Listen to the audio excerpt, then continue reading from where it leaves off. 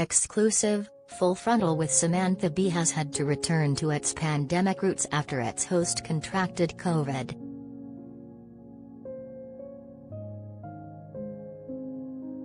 Bee tested positive for the virus, meaning that the TBS show has had to leave the studio and return to Bee's backyard woods in upstate New York to finish its final episode before heading off for a summer break.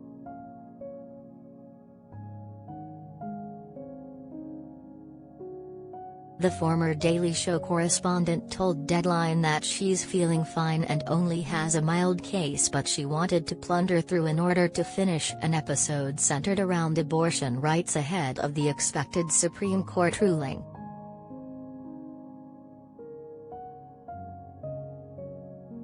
The court is expected to rule on Dobbs v.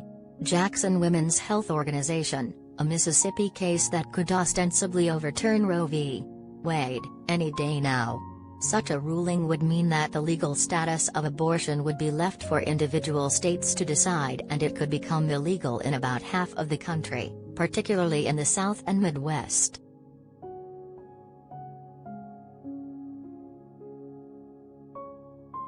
Related story.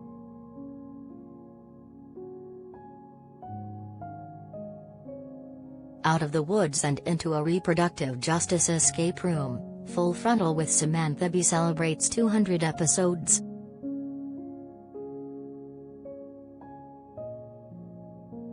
We worked so hard on the show. We really wanted to meet this moment, because who knows what's going to come, she said.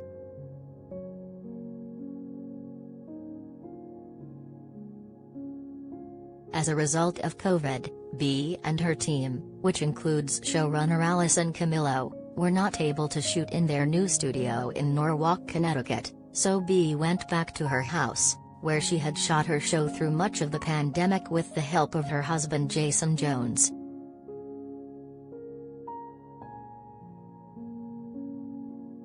Bee is the latest late-night host to have to pivot as a result of COVID. She joins the likes of Stephen Colbert, Jimmy Kimmel, Seth Meyers, and James Corden, who have all had to shift their shows after testing positive.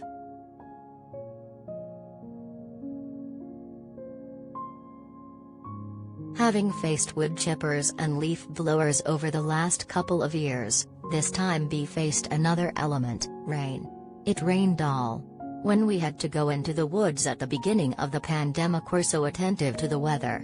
But today, we thought it's now or never, and it poured. I think you'll be able to see rain in the show, she added. My husband is incredible at this stuff, and we have kind of overhang downstairs in our house, so it's a pretty convenient spot. We built a fire down there and put some lights up just like the old days and filmed the show. I didn't want to let all that good work go to waste.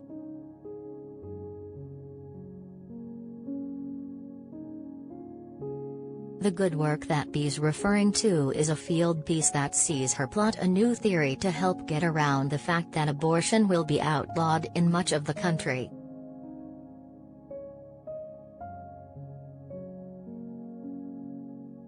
She takes to Yellowstone National Park, filmed before the devastating floods, to set up her own lemonade stand abortion clinic. She is joined by Rachel Rebush, a law professor at Temple University, who has come up with a plan that federal enclaves, such as Yellowstone, which are controlled by the federal government, could still host legal abortions, and Dr. Giovanina Anthony, one of Wyoming's only abortion providers, see below.